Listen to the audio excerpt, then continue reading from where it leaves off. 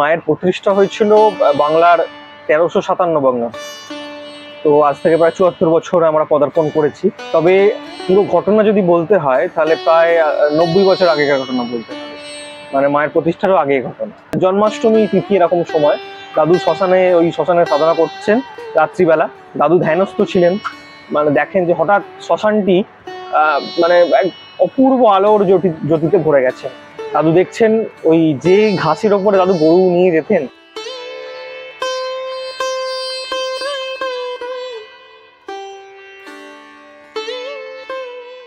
Hello, আমি Sourav, the unknown directions চ্যানেলে আপনাদের প্রত্যেককে স্বাগত জানিয়ে টেম্পলস অফ বেঙ্গল প্লেলিস্টের আরও একটা নতুন ভিডিও শুরু করতে চলেছি।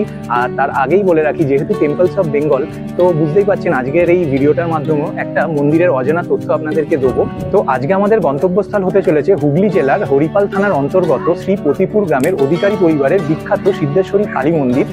এই সিদ্ধেশ্বরী কালী মন্দিরে যে মা পূজিত হন, সেই মায়ের গায়ের রং সবুজ কলাপাতার মতো। তো সেই কারণের জন্যই লোকমুখে আজকের দিনে দাঁড়িয়ে এই সিদ্ধেশ্বরী কালীবাড়ি সবুজ কালীবাড়ি নামে পরিচিত ও প্রচারিত। অনেকে বলে নাকি এটা পশ্চিমবাংলার একমাত্র সবুজ কালী মন্দির। তো পশ্চিমবাংলাটা তো নেহাত ছোট জায়গা নয়, তাই আমি একমাত্র সবুজ কালী মন্দির এই কথাটা বলবো না, তার কারণ আমি যে কথাটা নিজে শিওর জানি না, সেটা আমি আমার চ্যানেলে কখনোই স্টেটমেন্ট স্বরূপ দেবো না। তবে এইটুকুনি বলতে পারি, সম্ভবত এটি পশ্চিমবাংলার একমাত্র সবুজ কালী মন্দির। তাহলে চলুন শুরু করা যাক রুট ডাইরেকশন দিয়ে কিভাবে এখানে আসতে পারবেন। এখানে আসার সবথেকে সহজ রুট হলো হাওড়া স্টেশন থেকে হাওড়া তারকেশ্বর লাইনে তারকেশ্বর লোকাল, গোঘাট লোকাল বা আরামবাগ লোকাল, এই তিনটির যে কোনো একটি ট্রেন ধরে চলে আসুন নালিকুল স্টেশনে। ট্রেন আপনাদের এই স্টেশনে 3 নম্বর প্ল্যাটফর্মে নামিয়ে দেবে। আর মনে রাখবেন, ট্রেনটা ঠিক যেদিকে বেরিয়ে যাচ্ছে আপনাদের সেদিকে মুখ করে দাঁড়িয়ে বাঁদিক দিয়ে এই প্ল্যাটফর্ম ছেড়ে বাইরে বেরিয়ে আসতে হবে। আর সামনেই এরকম ফুটব্রিজ দেখতে পাবেন, আপনারা দয়া করে এই ফুটব্রিজ ব্যবহার করবেন। হেঁটে ট্রেন লাইন পারাপার একদমই করবেন না, তার কারণ মনে রাখবেন আপনার পরিবারের মানুষজন কিন্তু আপনার সুস্থভাবে বাড়ি ফিরে আসার জন্য অপেক্ষা করে রয়েছেন। তাই please be careful. 3 number platform থেকে ফুটব্রিজ দিয়ে বাঁদিকে কিছুটা হেঁটে আসার পর এই সিঁড়ি দিয়ে নিচে নেমে আসলেই আপনারা এই প্ল্যাটফর্মের বাইরে চলে আসতে পারবেন। তারপর এই যে রাস্তাটা দেখছেন, এই রাস্তা দিয়ে সোজা সামনের দিকে কিছুটা হেঁটে আসার পর প্রথম বাঁদিকে যে রাস্তাটা ঢুকে গেছে, এই রাস্তা দিয়ে কিছুটা এগিয়ে আসার পরেই শিয়াখালা যাওয়ার অটো স্ট্যান্ড পেয়ে যাবেন। এইখান থেকে আপনাদের অটো ধরে নিতে হবে, বলতে হবে নামবেন নারকেলতলা স্টপেজ বা সবুজ কালী মায়ের মন্দির। আরেকটা কথাও আপনাদের বলে রাখি, হাওড়া থেকে 14 নম্বর স্টেশন হলো এই নালিকুল, আর আসতে সময় লাগলো 1 ঘন্টা মতন। নালিকুল থেকে শিয়াখালা যাওয়ার অটোয় উঠে গেছি। মন্দিরে যেতে যেতে এখানে আসার আরো কয়েকটা রুট আপনাদের চটপট বলে দিই। যদি আপনারা কট লাইনে আসবেন মনে করেন, সেক্ষেত্রে নামতে হবে বারুইপাড়া স্টেশন বা কামারকুণ্ডু স্টেশনে। বারুইপাড়া স্টেশন থেকে শিয়াখালা যাওয়ার অটো ধরে শিয়াখালা এসে শিয়াখালা থেকে নালিকুল যাওয়ার অটো ধরে চলে আসুন সবুজ কালী মায়ের মন্দিরে। আর যদি কামারকুণ্ডু স্টেশন দিয়ে আসেন, তাহলে কামারকুণ্ডু স্টেশনের ঠিক পরের স্টেশনই হচ্ছে নালিকুল। একটা ট্রেন ধরে নালিকুল স্টেশনে চলে এসে নালিকুল থেকে শিয়াখালা যাওয়ার অটো ধরে যেভাবে আমি যাচ্ছি ওইভাবেই চলে আসুন সবুজ কালী মায়ের মন্দিরে। আচ্ছা, এবার যদি ধর্মতলার দিক থেকে আসেন, তাহলে বাঁকুড়াগামী যে কোনো বাসে উঠে পড়ুন, যেগুলো ডানকুনি হয়ে আসছে। নামতে হবে শিয়াখালা বাস স্টপেজে। এই শিয়াখালা বাস স্টপেজ থেকে নালিকুল যাওয়ার অটো পেয়ে যাবেন।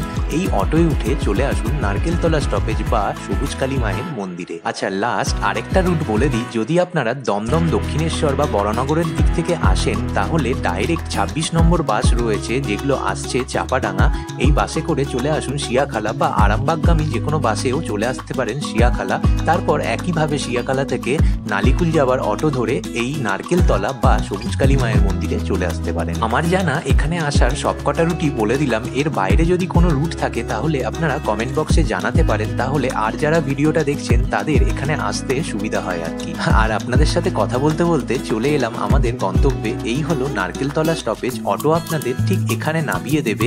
নেবেই রাস্তার ওপরেই দেখতে পাবেন সবুজ কালী মায়ের মন্দিরের একটি ব্যানার, যা এই মন্দিরের পথ নির্দেশ করছে।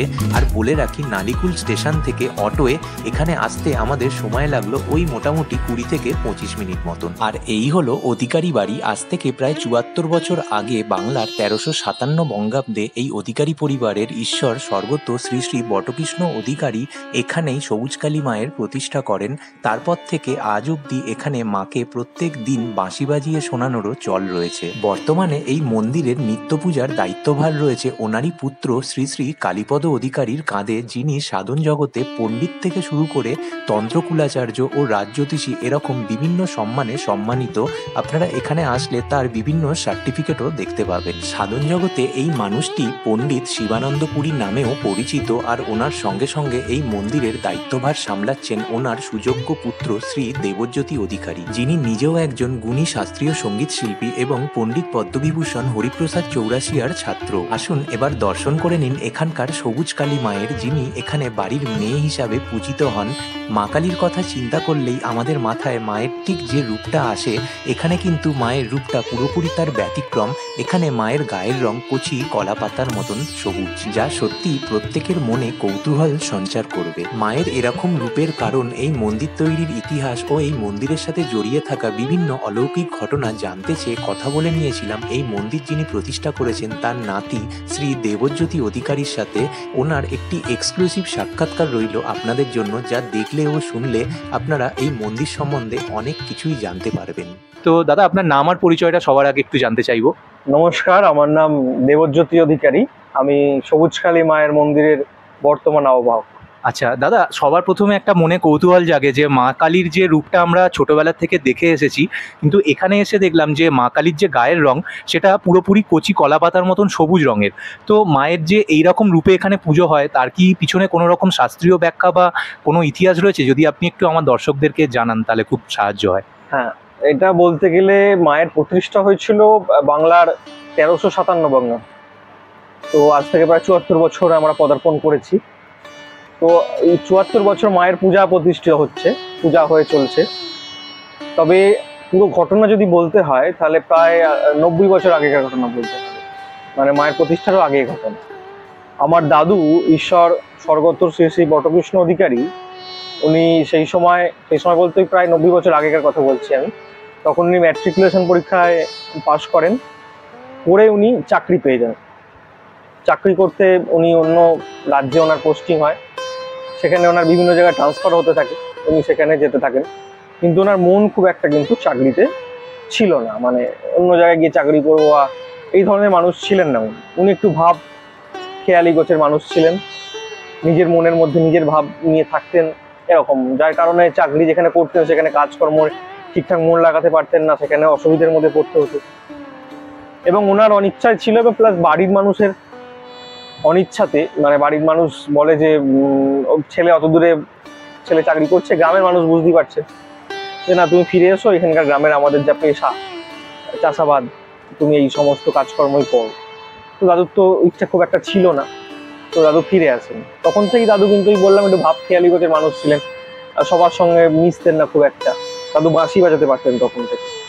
তো গ্রামে ফিরে আসেন, আসার পর আমাদেরই গ্রাম্য যে জমি আছে, গ্রামের এন্ড যেখানে হচ্ছে মাঠ পাড়া শেষ হচ্ছে, সেখান থেকে জমি আছে, জমির পাশে মানে একটা শ্মশান আছে। তো দাদু সেখানে ওই গরু নিয়ে যেতেন, গিয়ে ওই ঘাসে গরু বেঁধে দিতেন, বা জমিতে চাষ করতে যেতেন, গিয়ে ওই শ্মশানে বসে গাছের তলে বিশ্রাম নিতেন, বসে বাঁশি বাজাতেন।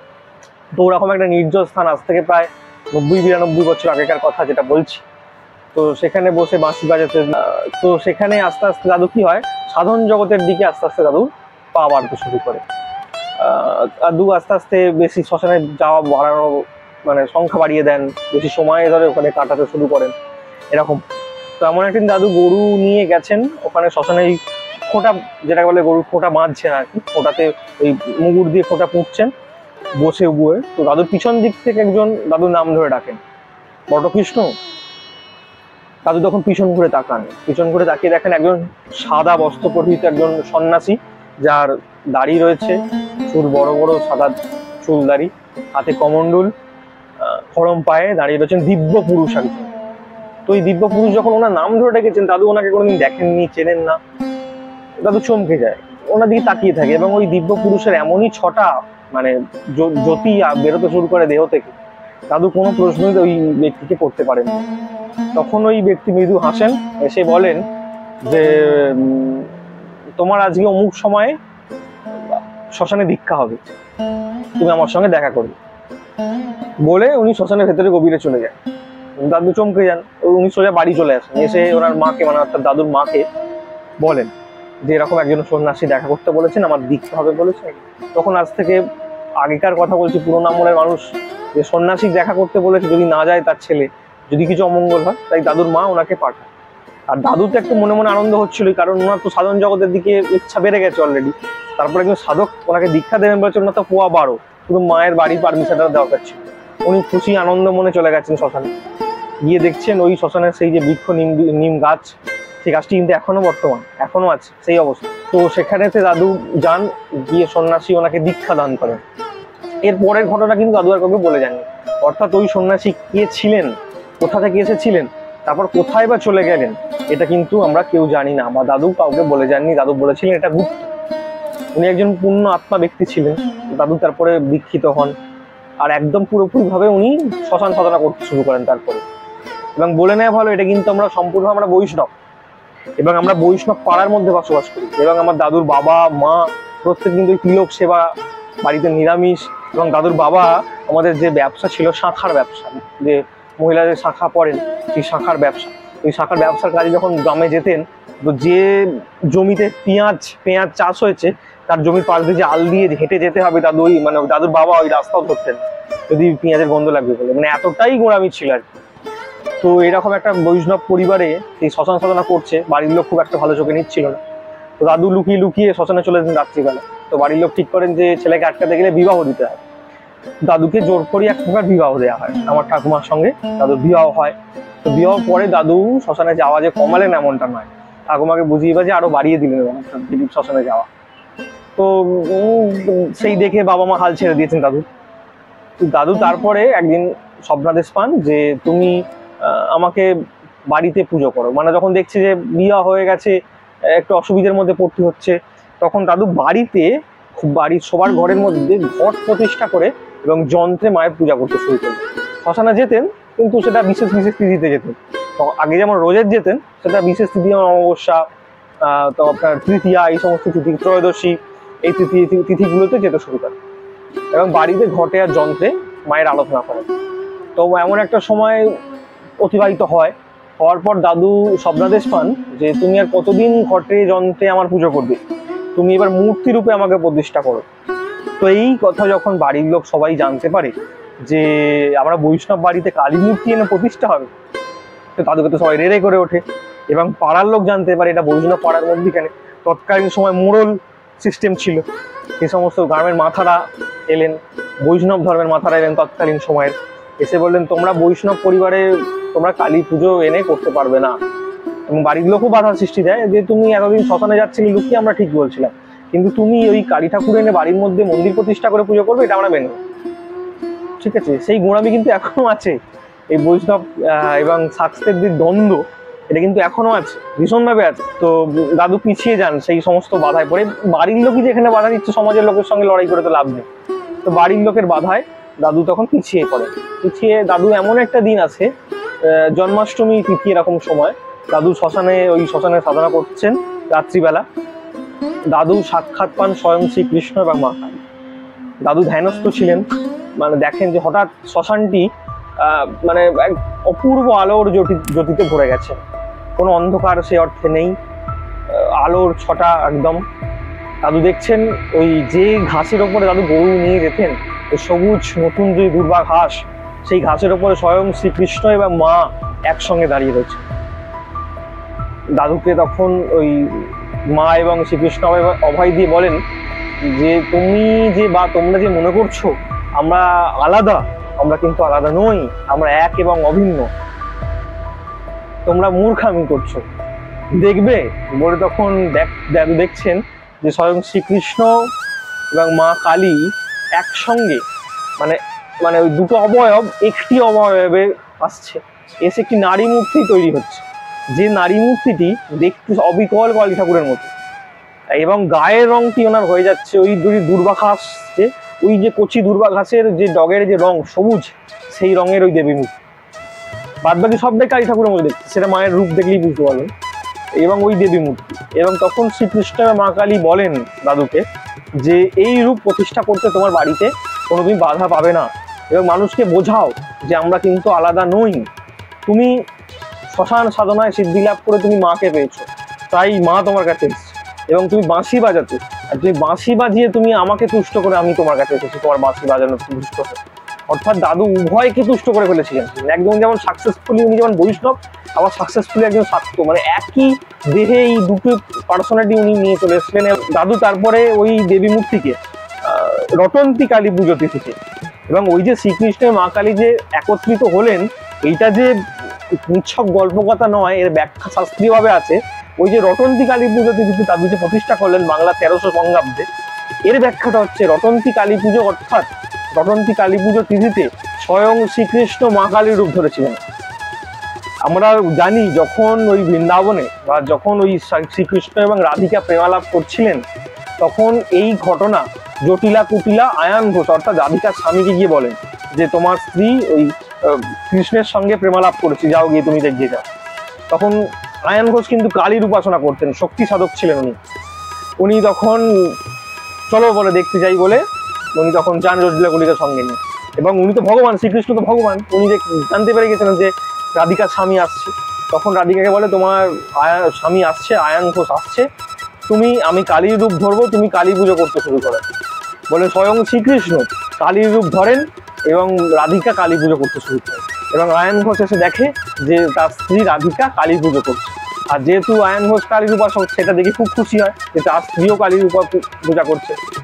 এই ঘটনাটি, এই যে রাধিকা যে কালী পুজো করছে, এই ঘটনাটি ব্রজে রটে গিয়েছিল যে রাধিকা কালী পুজো করছে। এই রটে যাওয়ার জন্যই কালী পুজোকে রটন্তী কালী পুজো বলে অভিহিত করা হচ্ছে শাস্ত্রীয়ভাবে, শাস্ত্রে এটা উল্লেখিত আছে। যে তিথিতে স্বয়ং শ্রীকৃষ্ণ মা কালীর রূপ ধরেছিলেন, অর্থাৎ শ্রীকৃষ্ণ কিন্তু মায়ের রূপ ধরেছিলেন, মানে কেউ আলাদা নয়, সেটা তো প্রমাণ হয়ে গেছে। তো ওই দাদু পুজো সেই থেকে শুরু হলো। শুরু হওয়ার পর মায়ের ওই শ্রীকৃষ্ণের মা কালীর যে বলে যাওয়া পুজো পদ্ধতি, সেই মেনে কিন্তু আমাদের এখানে মায়ের পুজো হয়। অর্থাৎ আমাদের এখানকার পুজোর সঙ্গে বাহ্যিক যে সমস্ত পূজার আচার মন্ত্র অনেক কিন্তু তফাৎ আছে। দাদু তখন সেই তালপাতার এতে ওই সমস্ত জিনিস উল্লেখিত করে গেছে, মানে ওগুলো মেনেই এখনো পুজো হয়। মায়ের এখানে কোনো বলি প্রথা নেই, কোনো পশু বলি এখানে হয় না। আচ্ছা, যা হয় মন্ত্রের দ্বারা, কোনো পশু নয়, মন্ত্রের দ্বারা বিভিন্ন চাল কুমড়ো এই সমস্ত বলি হয়। তো এই সমস্ত পুজো হয়। মায়ের প্রিয় ফুল হচ্ছে জুঁই ফুল। আচ্ছা, মায়ের জুঁই ফুল দিয়ে মায়ের পুজো হয়, এবং মন্দির সংলগ্ন জুঁই ফুলের গাছও বসানো আছে। এই গরমকালে যখন জুঁই ফুল ফোটে, হাওয়া দিয়ে দক্ষিণা বাতাস যখন মায়ের ঘরে প্রবেশ করে, ওই জুঁই ফুলের গন্ধ মা নেন। এবং মায়ের পছন্দের ইলিশ মাছ দিয়ে মাকে ভোগ দেওয়া হয়। আচ্ছা, এই ইলিশ মাছের বিষয়টা মানে এটা কি বিশেষ কোনো তিথিতে মাকে ভোগ না, এটা যখন যে ভক্ত অনেকে আছে তো যে মায়ের জন্য আমি ইলিশ মাছ এনেছি, সেটা দেয়া। এবার ইলিশ মাছটা একটা এক্সপেন্সিভ জিনিস, দাম অনেক বেশি, তো সেক্ষেত্রে তো সব তিথিতে হয়তো আমরাও এফোর্ড করতে পারলাম। আচ্ছা, মানে বেসিক্যালি এখানে যেটা হয় মানে ইলিশ মাছ দিয়েই ভোগ দেওয়া হয়, এবং পোনা মাছও দেওয়া হয়। মাছ আমাদের ইলিশ মাছ দেওয়া হয়, মাছ ভোগটা হয়। কিন্তু বিশেষ বিশেষ তিথিতে আমরা চেষ্টা করি যে যখন ইলিশ মাছ অ্যাভেলেবেল হয়, বর্ষাকালে যখন অ্যাভেলেবেল হয়ে যাবে, তখন মানে যখনই ইলিশ মাছ হবে তখনই মাকে দেওয়া হয়। অ্যাকচুয়ালি আমরা মাকে বাড়ির মেয়ের মতো মনে করি, কারণ আমরা যে জিনিসগুলো খেতে ভালোবাসি সেগুলোই মাকে। দাদা, এখানে ওই মায়ের এখানে একটা ডাকাতির ঘটনা শুনেছিলাম, যে ওই বিষয়টা যদি একটু বলে। যে মায়ের মন্দিরে সেদিন কেউ ছিলেন বাড়িতে, আমাদের বাড়িতে কেউ ছিলেন।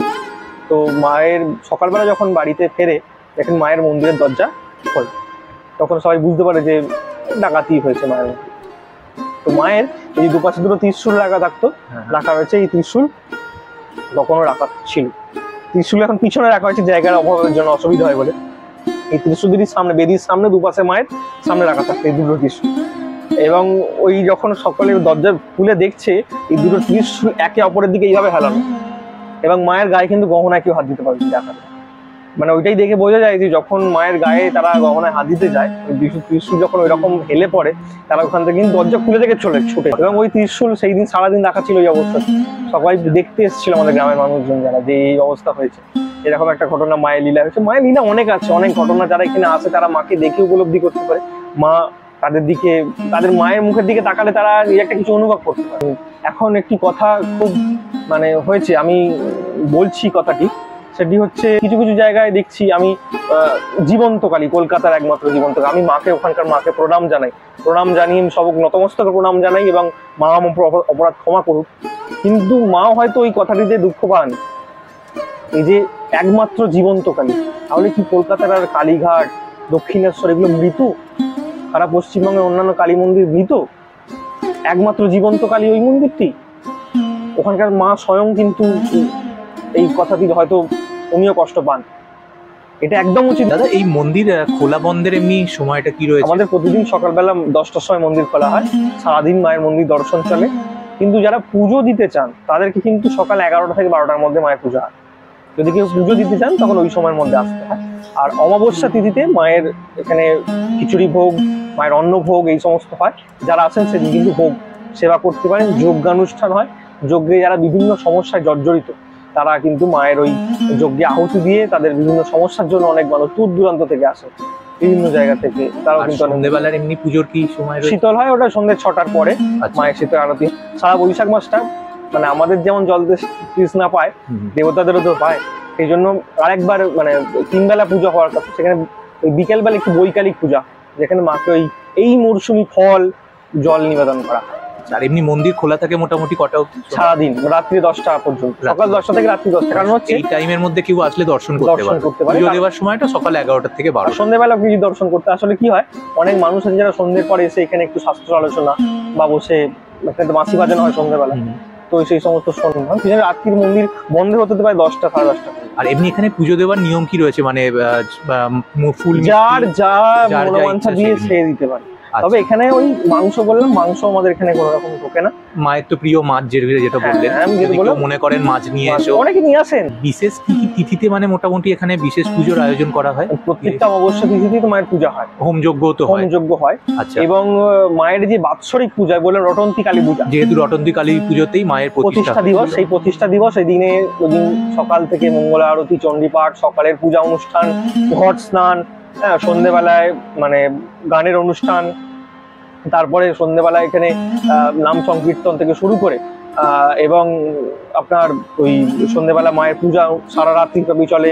সমস্ত কিছু মানে সারা রাত্রি ব্যাপী মানে তন্ত্র মতে পূজা চলে। সেই দিন প্রায় কয়েক হাজার মানুষ এখানে ভোগ খায়, মানে ভীষণ বড় করে মায়ের সেদিন পূজা অনুষ্ঠান হয় রটন্তী কালী পুজো থেকে। আর এমনি কালী পুজোর দিন মানে যেরকম মায়ের পুজো হয় সেরকমই চলে, মানে দীপান্বিতা পুজো। দীপান্বিতা পুজো যেমন হয়ে শুরু হয়, আর বিশেষ বিশেষ মাকে বাঁশি বাজিয়েও শোনানো হয়। তো এই বাঁশি শোনার সৌভাগ্যটা কি একটু হবে আমাদের দর্শকদের? নিশ্চয়ই শোনা। তাহলে একটু যদি আপনি বাঁশি বাজাতেন। আর আমি একটুখানি জেঠুর সাথেও ইন্ট্রোডিউস করিয়ে দেবো পরে, উনি একটু কাজে ব্যস্ত রয়েছেন। জেঠুই তো এখন মানে পুরো মানে পূজা। হ্যাঁ, আমাদের একটা জিনিস আমি বলতে ভুলে যাচ্ছি, সেটা হচ্ছে আমাদের বংশের সঙ্গে মানে বাবার সঙ্গে সাধক বামাখ্যাপার একটা ডিরেক্ট লিঙ্ক আছে। আচ্ছা। সাধক বামাখ্যাপা, আচ্ছা, সেটি হচ্ছে সাধক বামাখ্যাপার শিষ্য হচ্ছেন মহাত্মা মণিমোহন গোস্বামী, বসিরহাটের তারাখ্যাপা। আচ্ছা। উনি ছিলেন বামাখ্যাপার অত্যন্ত প্রিয় শিষ্য। তারাখ্যাপা দুজন আছেন, একজন তারানাথ তারাখ্যাপা, যিনি ব্রহ্মচারী তারানাথ, উনি বিপ্লবী ছিলেন, বামাখ্যাপার প্রথম শিষ্য। আর এই যে তারাখ্যাপার কথা বলছি, ইনি হচ্ছেন বসিরহাটের তারাখ্যাপা। বামাখ্যাপার যে কোনো জীবনী বা যে কোনো জায়গায় উল্লেখিত আছে ওনার ঘটনা, এবং উনি খুব পাওয়ারফুল একজন মানুষ ছিলেন। ওনার নাম হচ্ছেন মহাত্মা মণিমোহন গোস্বামী, বসিরহাটের তারাখ্যাপা। গোস্বামী মানে উনিও বৈষ্ণব, বসিরহাটের তারাখ্যাপা। ওনার বাড়ি হচ্ছেন বসিরহাট। তো বসিরহাটের তারাখ্যাপার শিষ্য হচ্ছেন বোধানন্দপুরী, আর বোধানন্দপুরীর একমাত্র শিষ্য হচ্ছেন আমার বাবা। আচ্ছা। তো সেই সূত্র ধরতে গেলে বামাখ্যাপার শিষ্য তারাখ্যাপার শিষ্য বোধানন্দপুরীর একমাত্র শিষ্য হচ্ছেন বাবা। আচ্ছা। তো সেই সূত্রে বামাখ্যাপার কিছু ব্যবহৃত জিনিস সকলেই জানেন উনি বসিরহাটের তারাখ্যাপাকে দিয়েছিলেন, অনেক কিছু তন্ত্রের গুপ্ত জিনিস অনেক কিছু দিয়েছিলেন তারাখ্যাপা। তো তারাখ্যাপা ওই বোধানন্দপুরীকেও দিয়ে যান কিছু জিনিস। এবং বামাখ্যাপা তারাখ্যাপাকে ওই মা বিমলা দেওয়া যে ত্রিশূল, স্বয়ং মা বিমলা বামাখ্যাপাকে যে ত্রিশূল দিয়েছিলেন, সেই ত্রিশূলটি তারাখ্যাপাকে কিন্তু দিয়েছিলেন। এবং তারাখ্যাপা উনি বুঝতে পারলেন যে এই ত্রিশূলটি আমার পরে আর কেউ রাখতে পারবে না, সেই রকম উচ্চ মার্গের সাধক কেউ হবে না বা তারা রাখতে পারবে না। সেই জন্য উনি ওটি নদীতে ভাসিয়ে দেন। এবং আরো কিছু জিনিস, যেমন কিছু আসন, কিছু কপাল পাত্র, সেগুলি ওনার কাছে ছিল। তার মধ্যে বোধানন্দপুরীকে কিছু জিনিস দেন, দুটি জিনিস দেন। কারণ বোধানন্দপুরীকে কেন দিলেন, তারাখ্যাপার তো অনেক শিষ্য ছিল। বোধানন্দপুরীকে দিল কারণ হচ্ছে বোধানন্দপুরীকে আর সাধক বামাখ্যাপাকে দেখতে অনেকটা এক, দেহের অনেক মিল ছিল দেখতে, যার কারণে তারাখ্যাপা দেখলেন যে ওনার শিষ্য মানে বোধানন্দপুরীকে তো ওই আমার গুরুদেবের মতো দেখতে, বামাখ্যাপার মতো দেখতে, সেই জন্য খুব ভালোবাসতেন বোধানন্দপুরী। তাই ওনাকে দিয়ে যান এবং বোধানন্দপুরী সেগুলোকে নিয়ে সাধনা করেন। এবং যেহেতু বোধানন্দপুরীর একমাত্র শিষ্যই আমার বাবা, সেই স্বয়ং সাধক বামাখ্যাপার ব্যবহৃত সেই জিনিস কিন্তু আমাদের মন্দির বর্তমান অমূল্য ধন সম্পদ, যেটাকে বলে সত্যি তাই, একদম অমূল্য, মানে একটা অ্যান্টিক জিনিস, ওটা স্বয়ং সাধক বামাখ্যাপা ব্যবহার করেছেন সেই জিনিস।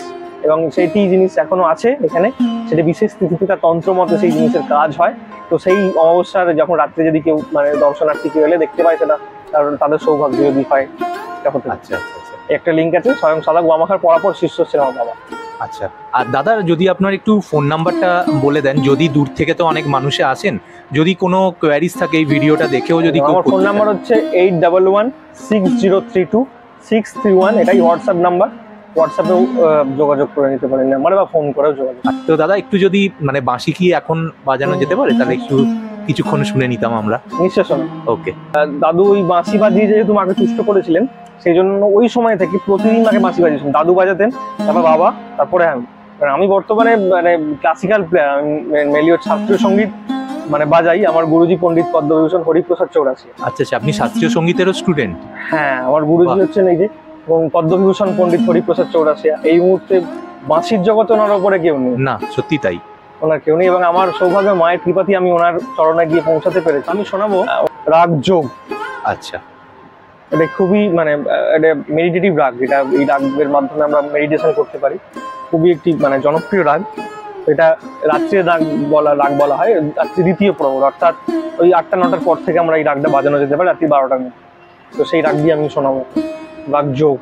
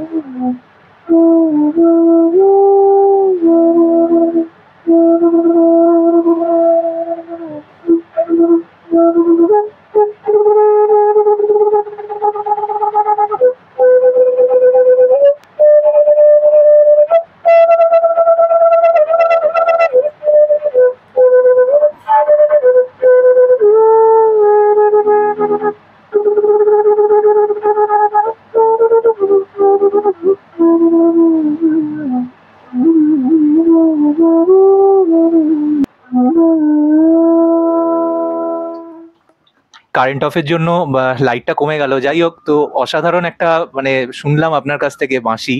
তো যাই হোক, খুবই ধন্যবাদ দাদা আপনাকে, আপনি যে আপনার এতটা মূল্যবান সময় আমাদেরকে দিলেন। আর একটা ছোট্ট কোশ্চেন করে আপনাকে শেষ করবো এই ইন্টারভিউটা। আমি শুনেছি এখানে কিছু জ্যোতিষশাস্ত্রেরও ব্যাপার রয়েছে, তো ওই বিষয়টা যদি একটু আপনি বলেন। তখন অনেকেই তো আমাদের ওই এটাও কিন্তু বংশ পরম্পরায়। আচ্ছা দাদু কিন্তু জ্যোতিষশাস্ত্র একজন প্রাজ্ঞ বিশারদ ছিলেন, বাবা একজন বিখ্যাত একজন জ্যোতিষশাস্ত্র বা তন্ত্র গবেষক উনি। এবং তারপরে তো আমিও এখানে তখন বিশেষ জ্যোতিষ চর্চা করা হয়। তো এখানে এলে বাবাকে এবং আমাকে উভয়কেই পাওয়া যাবে জ্যোতিষশাস্ত্রের জন্য। আচ্ছা, মানুষের মানে যদি কেউ হাত দেখাতে চান বা কিছু, সেক্ষেত্রে কি আগে থেকে অ্যাপয়েন্টমেন্ট? একদমই তাই। মানে আপনার যে ফোন নাম্বারটা আপনি বললেন, আমি তো এবং দিয়ে দেবো। আমাদের মানুষজন যে আসেন, দর্শনার্থী আসেন ঠিক আছে, কিন্তু এই ধরনের জায়গা আমরা খুব সীমিত মানুষজনদের দেখি। কারণ মানে আমার মনে হয় ওই লাইন দিয়ে ভিড় করেই, বললাম না বাজার যত, এখনো পর্যন্ত আমরা ওইটার সঙ্গে অবগত হইনি। সেই জন্য কি হয়, আমরা একদম মানুষের যে অরিজিনাল তার যে সমস্যা, তাকে তোমাকে মন দিয়ে শুনতে হবে, তার সঙ্গে কথা বলতে হবে। তখন যদি আমি দেখি আমার বাইরে আরো 4 জন অপেক্ষা করছে, আমি তার সঙ্গে ভালো করে কথা বলতে পারবো না। ঠিকই। সেই জন্য খুব সীমিত মানুষজনের দেখা হয়। তাই জন্য ফোন করে এলে কি হয়, আমি একটা টাইম বলে দিই যে অমুক সময় এলে ওই সময় ফাঁকা থাকবো। বা আচ্ছা, এমনি মানে সেক্ষেত্রে ভিজিট চার্জ কি লাগছে? আমাদের ভিজিট এমনি 300 টাকা আমাদের নেওয়া আচ্ছা, হয়। সেখানে ওর মধ্যেই মানে consultancy, মানে হস্তরেখা বিচার বা যাবতীয় পুষ্টি কিছু। সব। দাদা, একটু জেঠুকে কি দেখানো যেতে পারে? নিশ্চয়ই। এই হচ্ছেন জেঠু, যিনি এখন এই মন্দিরের প্রধান পুরোহিত বলতে পারেন, বা প্রধান পূজারী, নিত্য সেবায়েত যাই বলুন না কেন। আর যার সাথে কথা হচ্ছিল উনি হলেন ওনারই সুপুত্র। আমি এই মায়ের চরণ চিন্তা দিয়ে আমি পড়ে থাকি বাবা।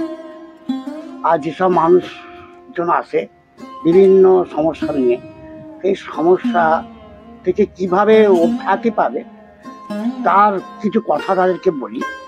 তা যদি সেইভাবে শোনে, অনেকেই শোনে, মানে বেশিরভাগটাই শুনে তারা সেই পথটাকে ধরে দেখা গেছে। বা আমার এই 74-75 বছর বয়সে তা আমি দেখেছি যে 99% তারা কিন্তু সমস্ত সমস্যাটাকে কিন্তু ওভারকাম করে বেরিয়ে গেছে। আর আগামী দিন হয়তো আরো যাবে। হ্যাঁ, এইরকম তো আছেই, বা এরকম আমাকে থাকতে হবে যতদিন এই পারবো, সেরকম মানুষকে উপদেশ দিয়ে যাবো, মানুষের কাজ করে যাবো। আমাদের কাছে খুব বীর সন্ন্যাসী, তিনি তো বলে গেছেন শিব জ্ঞানের জীব সেবা। তার মধ্যেই তো সবকিছু আছে, মানুষের মধ্যে সবকিছু আছে, মানুষের মধ্যে ভগবানও আছে। আবার তার উল্টোও কিছু থাকতে পারে। আমার সেই উল্টোটা নিয়ে চিন্তা নয়, মানুষের ভালোটাকে খুঁজিয়ে নেওয়াই ভালো। পদ্ম ফুলে পাক লেগে থাকে না।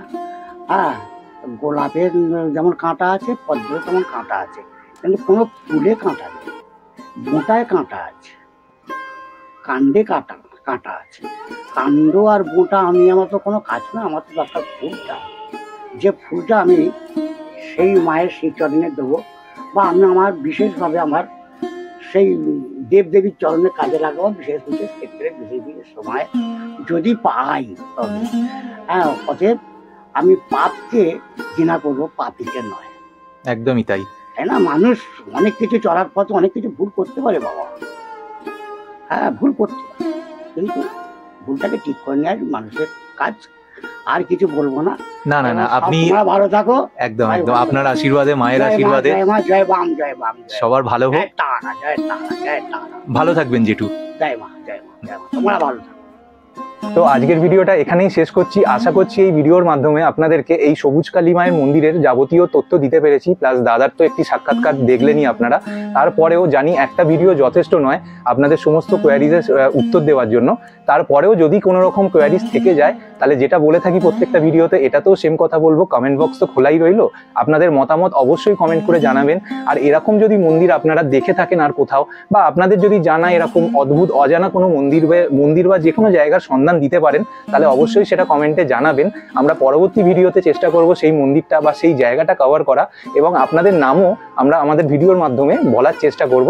আর যদি ভিডিওটা ভালো লেগে থাকে, একটু ভালোবেসে চ্যানেলটাকে সাবস্ক্রাইব করে দেবেন, লাইক কমেন্ট অবশ্যই করবেন। ফিরছি খুব তাড়াতাড়ি নতুন কোনো ভিডিও নিয়ে। আজকের মতন বিদায় নিচ্ছি। টিল দেন ভালো থাকবেন, সুস্থ থাকবেন।